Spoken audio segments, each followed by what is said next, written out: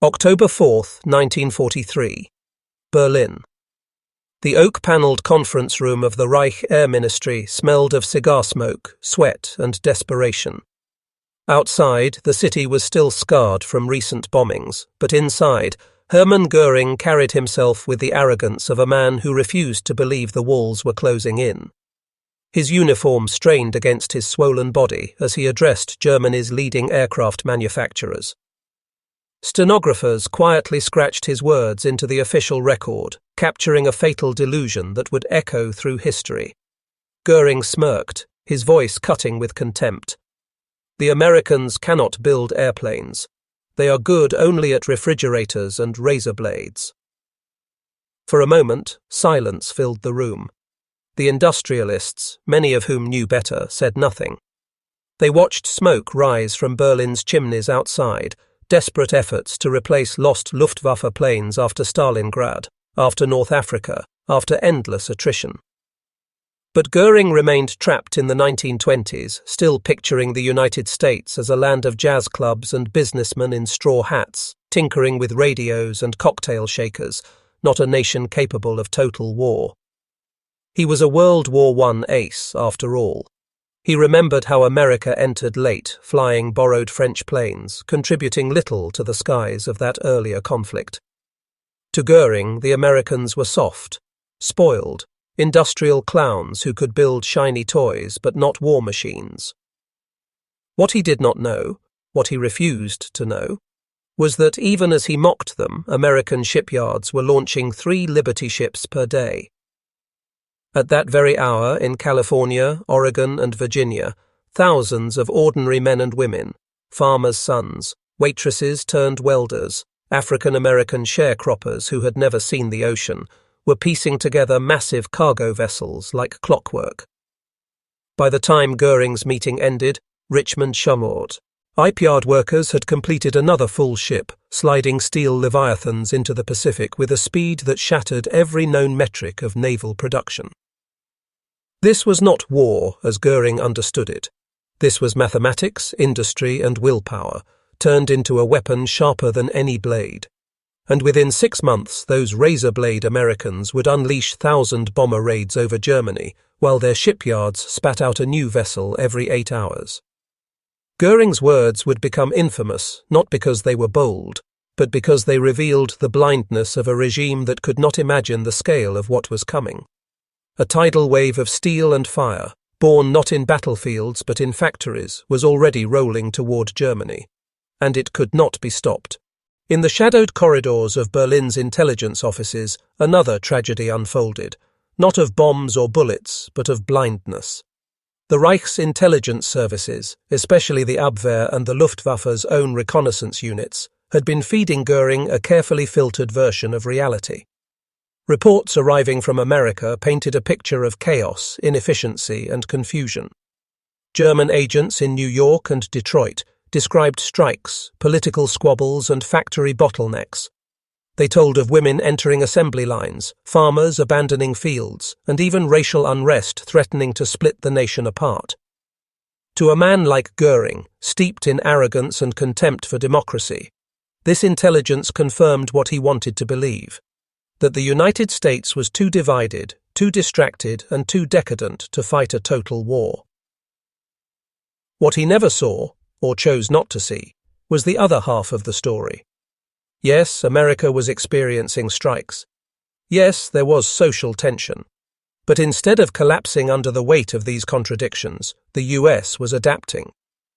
The same women Göring dismissed were turning out B-24 Liberators by the hour in Ford's Willow Run plant, an assembly line so massive it had its own airstrip. The farmers who left their plows weren't disappearing into chaos. They were joining the greatest industrial labor army the world had ever known, constructing tanks, ships, and planes with an efficiency that stunned even their own generals. German aerial reconnaissance failed too. Flying high over American coastal cities, their agents photographed shipyards and ports, but they miscalculated scale. A dry dock that seemed to fit 1 vessel in Hamburg could fit 3 in Philadelphia. A small airfield in California was, in reality, larger than the entire Luftwaffe training complex in Bavaria.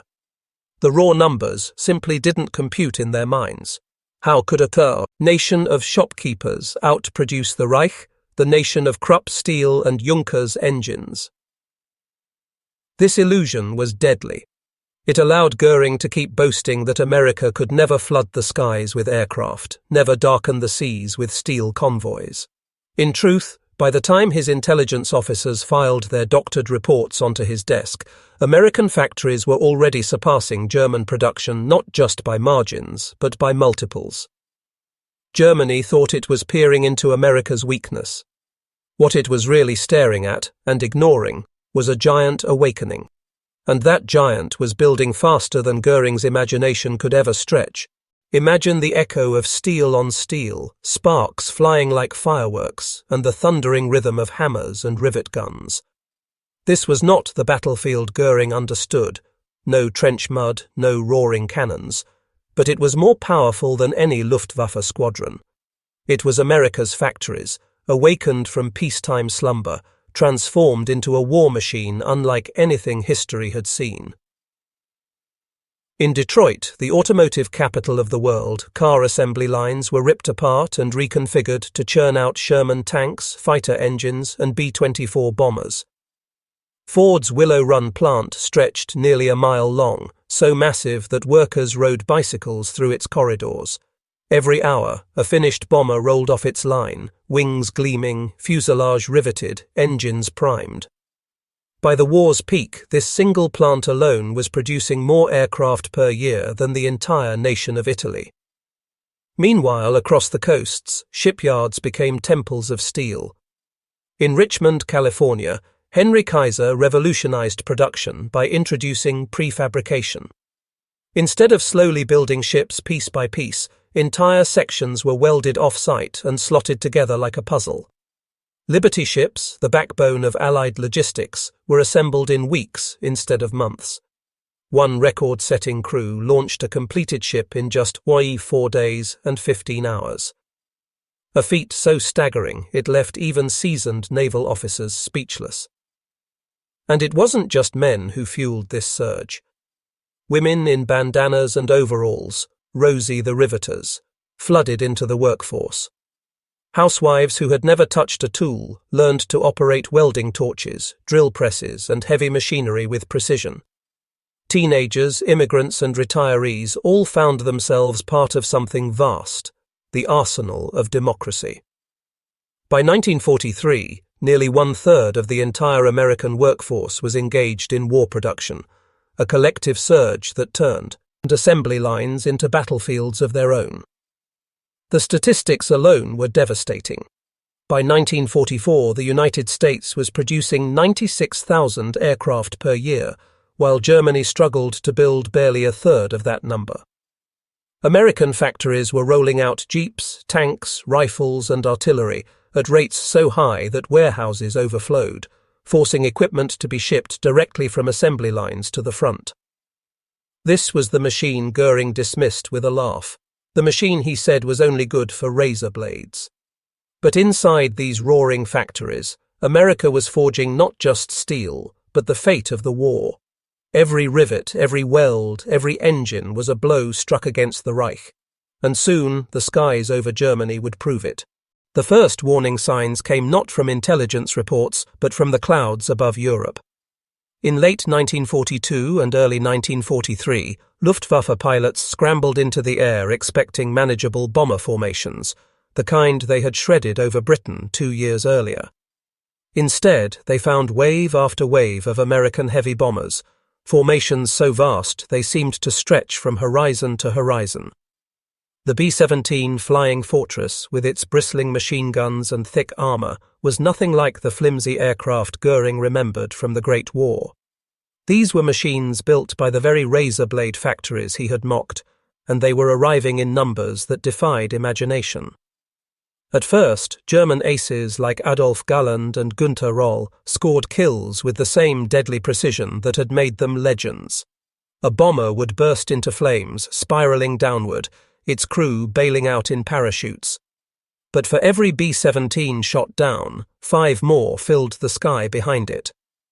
The Luftwaffe's tactic of swarming a formation to break it apart no longer worked. The Americans were flying in tight combat boxes, each bomber covering the blind spots of the others, creating a fortress wall of gunfire that chewed through attacking fighters. By 1943, the raids grew larger and bolder.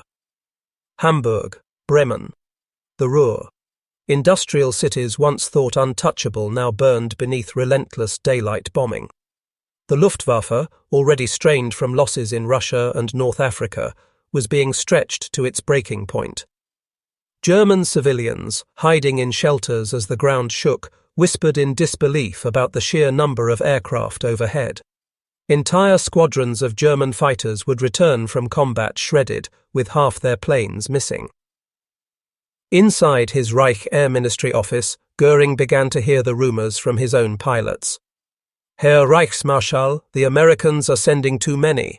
We cannot hold their back." But Göring dismissed these warnings as exaggerations, even cowardice. He insisted that the Americans were overextending, that their industrial strength would soon collapse under its own weight. He clung to the reports of occasional catastrophic losses, like the raid on Schweinfurt in 1943 when hundreds of bombers were torn apart, as proof that the Luftwaffe still had control. Yet beneath the propaganda the truth was clear. The tide was turning. Germany was no longer dictating the pace of air war. The Reich was fighting a machine that did not tire, did not weaken, and did not stop coming. Göring's words about refrigerators and razor blades now sounded less like arrogance and more like denial. For a brief window in 1943, Göring still clung to hope. The Luftwaffe could not stop the bombers entirely, but at least they could punish them. The Schweinfurt raids proved it. Waves of B-17s limped home shredded, hundreds of airmen killed or captured. Göring seized on these moments as vindication. See, the Americans are fragile. They will break. But that illusion shattered with the arrival of a machine that changed everything, the North American P-51 Mustang. Sleek, fast, and deadly, the Mustang was more than a fighter. It was the answer to the one weakness of American bombing campaigns: range. Until then, US bombers had been forced to fly deep into German territory unescorted, vulnerable once they left the protective umbrella of short-range Spitfires and Thunderbolts. The Luftwaffe had torn them apart in those unprotected skies. Now that window slammed shut. The Mustang, powered by the Rolls-Royce Merlin engine, could escort bombers all the way to Berlin and back. It climbed higher, flew faster, and turned tighter than most German aircraft. For the first time, American bombers were not alone. They came with swarms of fighters diving through the clouds, tearing into German interceptors before they could even reach the bomber streams. The effect was devastating. In early 1944, American commanders unleashed what became known as the Big Week, a relentless campaign to smash Germany's aircraft industry.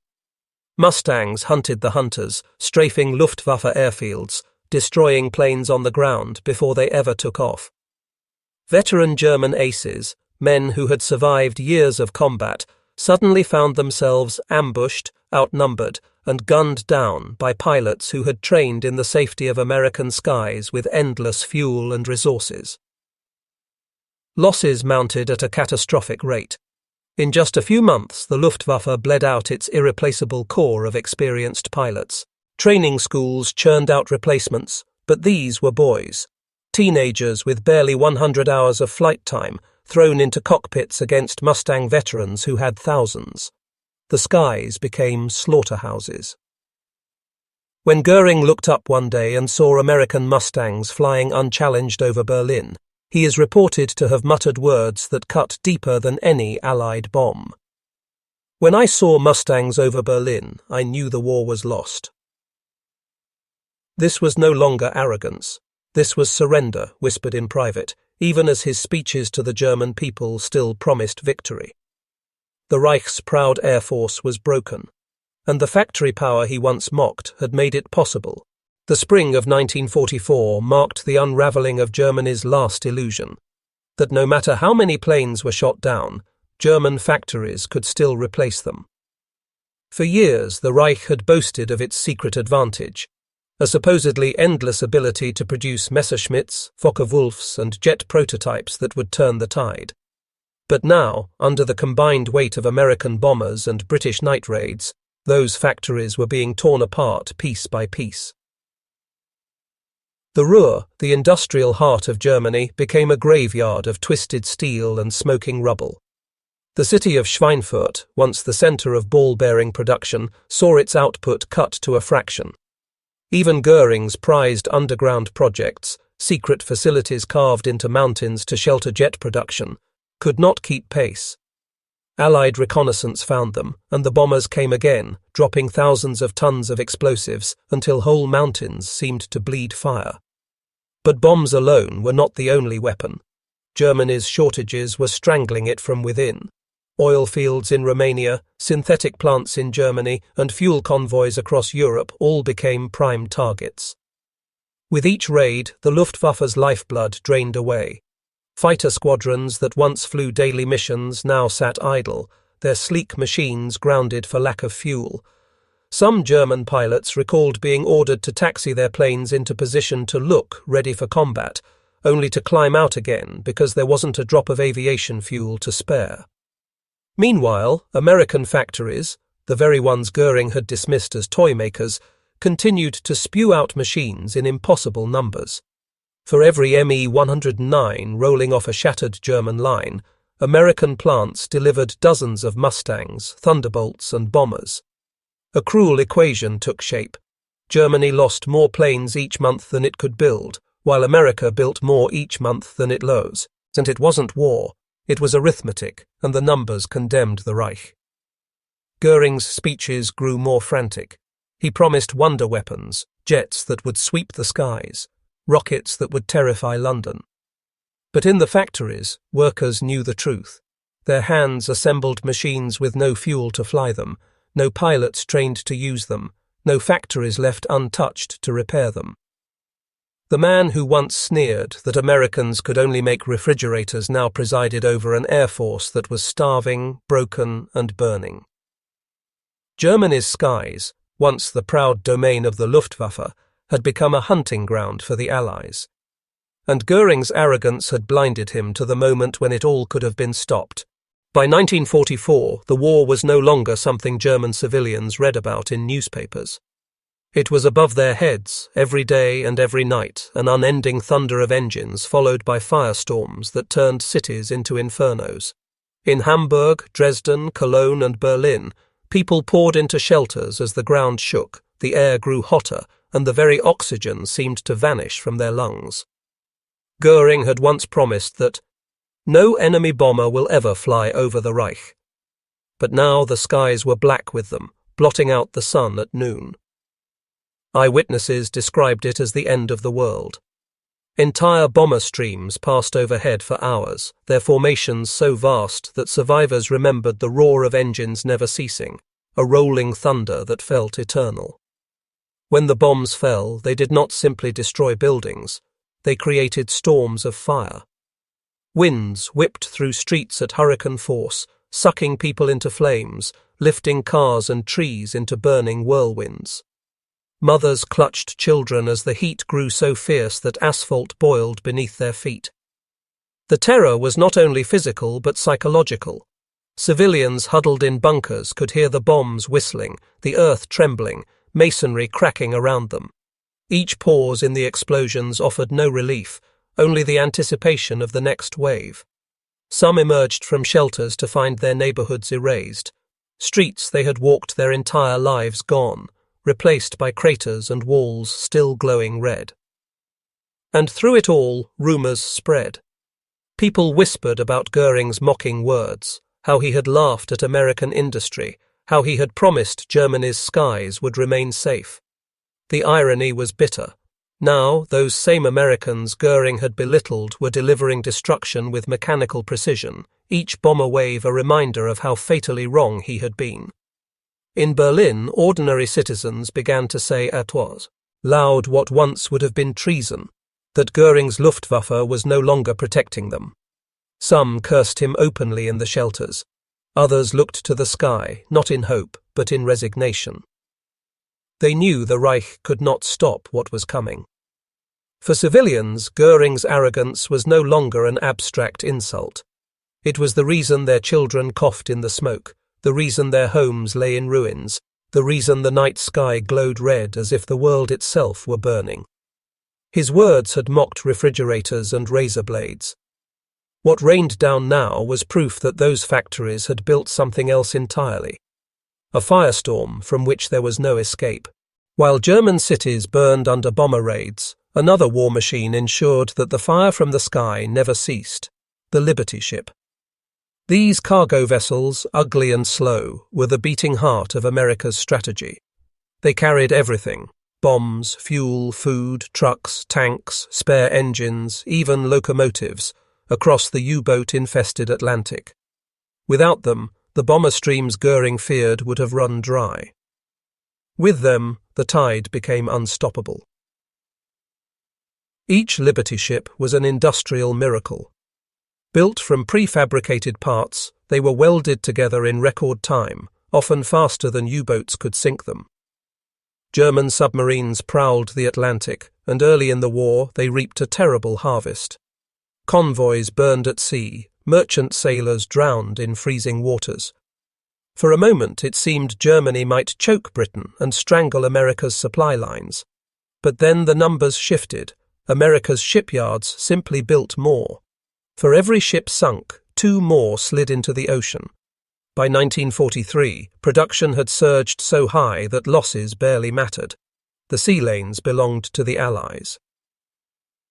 The Liberty ships became symbols of inexhaustible endurance.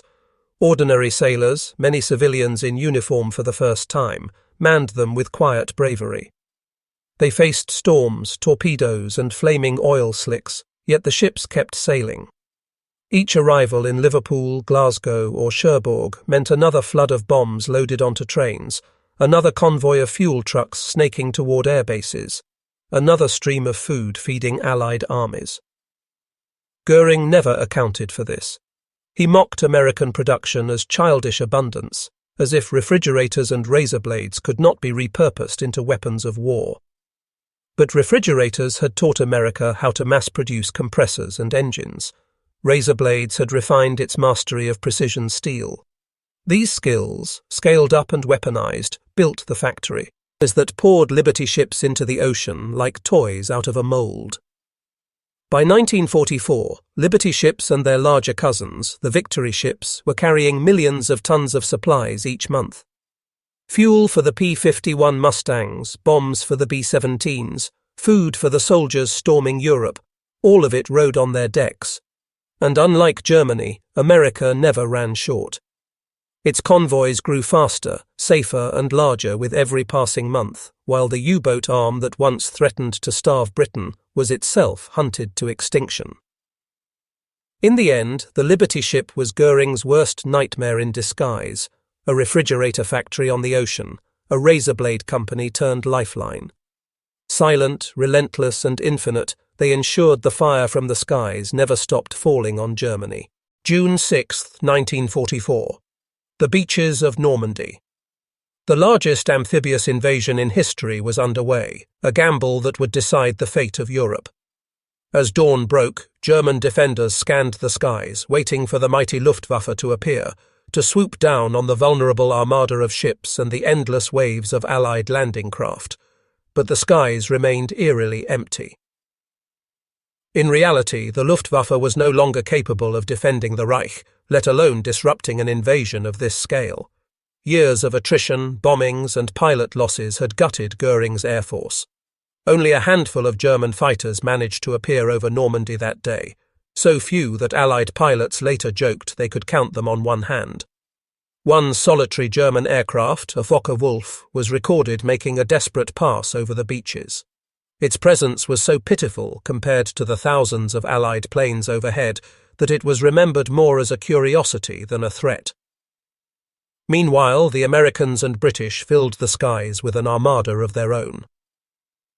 More than 11,000 aircraft supported the invasion: fighters, bombers, transport planes, and gliders. They strafed German convoys, bombed rail lines, and shredded any counterattacks before they could reach the beaches. Paratroopers dropped deep behind enemy lines, supplied and reinforced by transport squadrons that seemed endless. For the men storming Omaha, Utah, Gold, Juneau, and Sword, the thunder of friendly aircraft above was the difference between annihilation and survival. For German soldiers on the ground, the absence of their once proud air force was devastating. They remembered Göring's promises that no enemy bomber would fly over the Reich, let alone over their defensive lines. Yet now, as they huddled in trenches while Allied fighters raked their positions with machine guns and rockets, they realized the Luftwaffe was gone. The skies be it, belonged entirely to the enemy. In Berlin, Göring's humiliation deepened. Reports reached him that on the day when Germany needed air power most, his air force had been nearly invisible. His promises had collapsed in the sand and blood of Normandy. The Americans he had mocked were not only building airplanes, they had built so many that the skies themselves seemed American-owned. D-Day was not just the beginning of the end for Germany on the ground. It was the final proof that Göring's arrogance had killed the Luftwaffe. From that day forward, the Reich would fight under hostile skies, and no promise, no speech, no wonder weapon could change that. By late 1944, the Luftwaffe was a shadow of its former self, but Göring clung to a new fantasy, the promise of Wunderwaffen, wonder weapons that would reverse the tide. He spoke of them with the same confidence he once used to dismiss America's factories, promising jets and rockets that would terrify the Allies and restore Germany's skies. His speeches rang with hope, but inside the bunkers and workshops, the truth was far grimmer. The Messerschmitt Mi-262 jet fighter was the crown jewel of this dream. Sleek, fast, capable of outrunning any Allied plane, it had the potential to devastate bomber formations. Pilots who flew it described the sensation as flying into the future. But Göring's regime smothered its potential. Hitler insisted it be redesigned as a bomber, wasting precious time. Factories producing the engines were bombed into rubble, forcing desperate improvisation.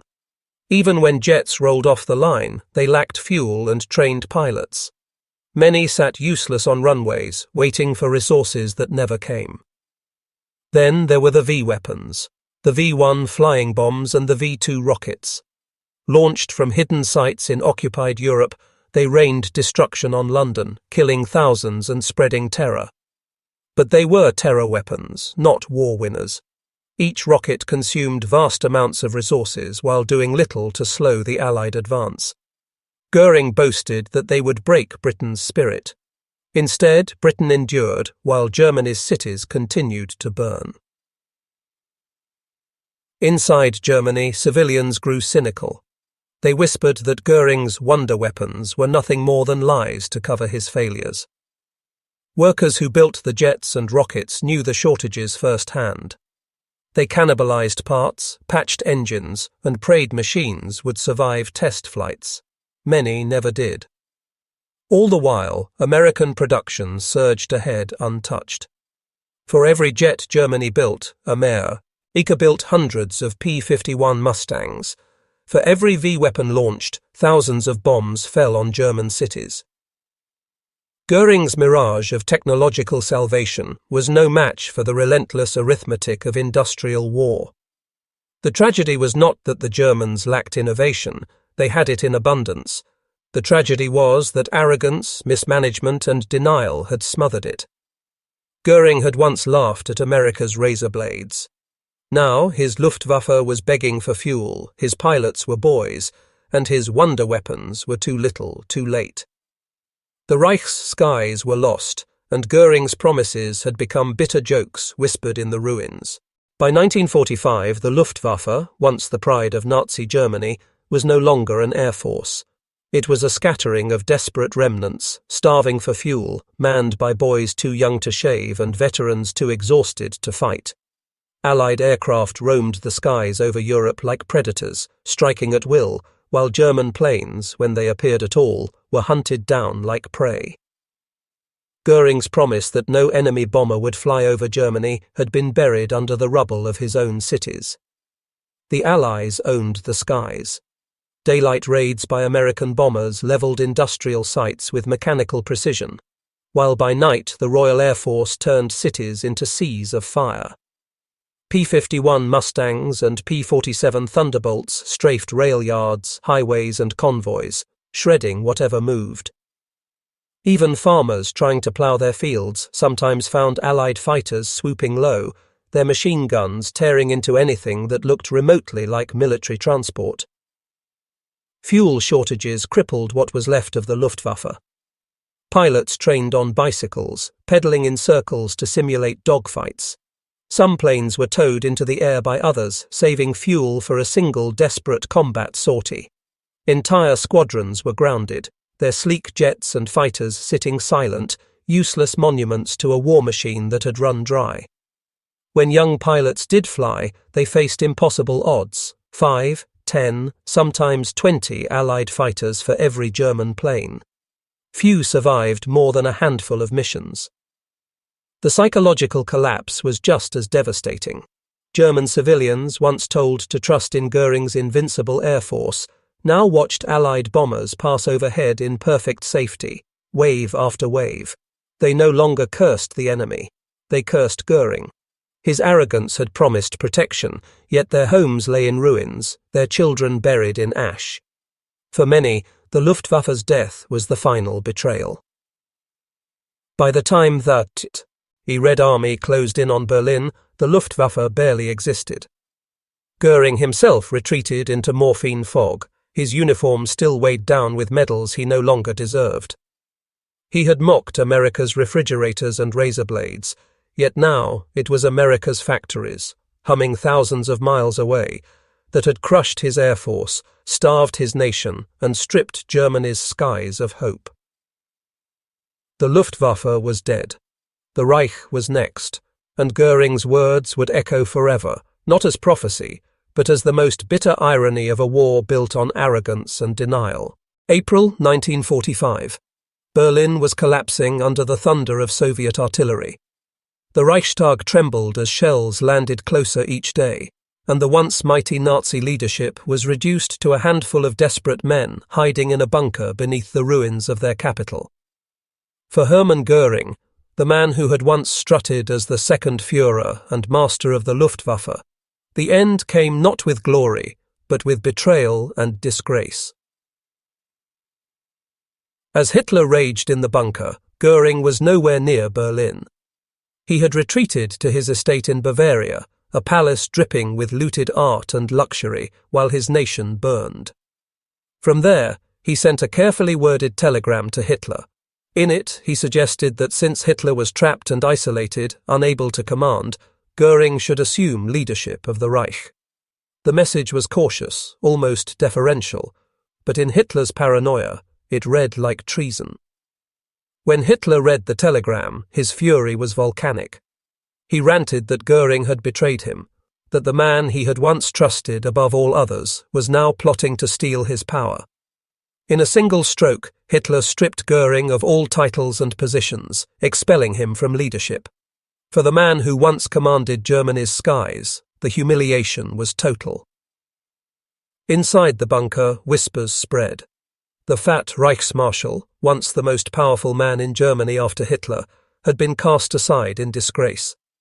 Officers who once saluted him now sneered at his cowardice. The Luftwaffe was already dead. Now its commander was politically dead as well. When Göring received the order dismissing him, his world collapsed. He had gambled on survival, hoping to secure his place in a post-Hitler Germany. Instead, he was branded a traitor by the very man he had worshipped. He retreated deeper into his morphine haze, surrounded by stolen treasures, an emperor of ash. The irony was unbearable. Göring had once promised that German skies would never fall, that Germany's enemies would never cross its borders. Now the Soviets were within blocks of the Führerbunker. American tanks were rolling through Germany's heartland, and Göring himself was cast aside like a broken tool. His arrogance, his promises, his indulgence, all had turned to poison. In those final days, Göring's fate mirrored that of the Reich he had served, betrayed, broken, and awaiting judgment. The man who laughed at razor blades now stood exposed as the architect of failure, stripped of power, stripped of dignity, waiting for the Allies to decide his end.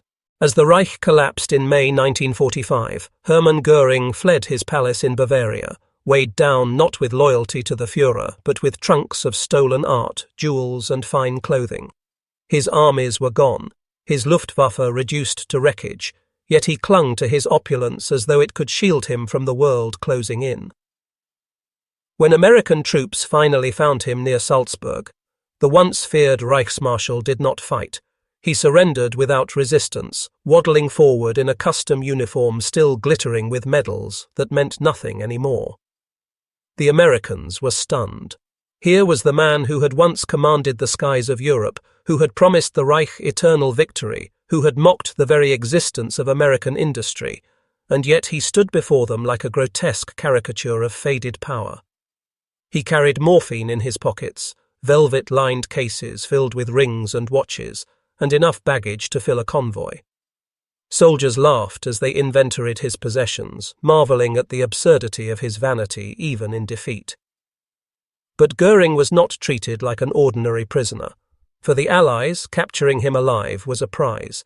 He was interrogated, photographed, and displayed as proof that the Nazi elite could no longer hide. Journalists swarmed to record every detail: the man's size, his jewels, even his flamboyant manner of speech. His arrogance had not disappeared. He still boasted, still tried to charm his captors, still imagined himself a statesman rather than a criminal. Behind the bravado, however, was a man who had lost everything. The Luftwaffe he had built was annihilated. The Führer he had worshipped was dead by his own hand. The Reich he had sworn would last 1,000 years had crumbled in just 12. The Americans were polite but unmoved. To them, Göring was not a leader anymore. He was a prisoner awaiting judgment. Civilians across Europe cheered the news. For the survivors of London, Rotterdam, Warsaw, and countless other cities, Göring's capture was a moment of poetic justice. The man who once ruled the skies now walked under guard, unable even to light a cigarette without permission.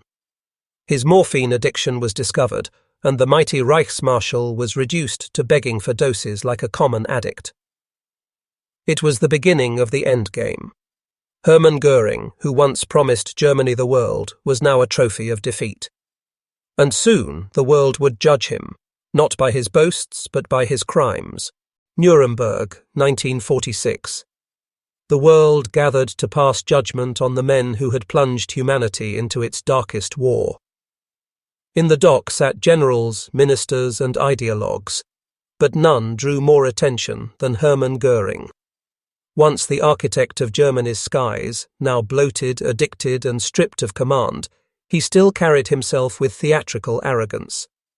He relished the stage, answering questions with sharp wit, mocking the prosecutors, even trying to cast himself as a statesman who had merely followed the tide of history. To the audience, he was both fascinating and repulsive. Survivors of bombings, families who had lost children, soldiers who had fought under burning skies, they listened as Göring twisted words, dodged responsibility, and clung to a fantasy of honor.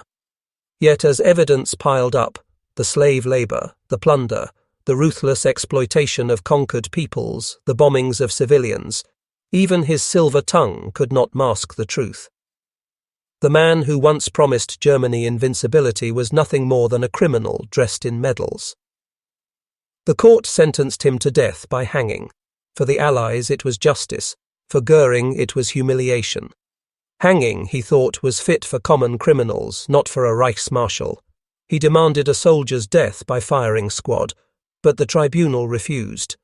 The man who once mocked American razor blades now faced the rope of an American hangman. But Göring had one last trick. On the night before his execution, he cheated the gallows. Guards found him dead in his cell, a glass vial of cyanide clenched between his teeth. To this day, no one knows for certain how he smuggled it in, whether hidden in luggage, slipped through by a sympathetic guard, or kept secret for months. What mattered was that Göring controlled his own ending, denying the world the sight of his body dangling from a noose. For some, his suicide was the finer act of arrogance. Even in defeat, Göring chose his own fate. For others, it was the cowardice of a man unwilling to face the judgment he deserved. Either way, it was an ending steeped in bitter irony. The man who laughed at American razor blades, who dismissed the world's industrial might, who promised skies that would never fall, ended his life not with triumph, but with poison.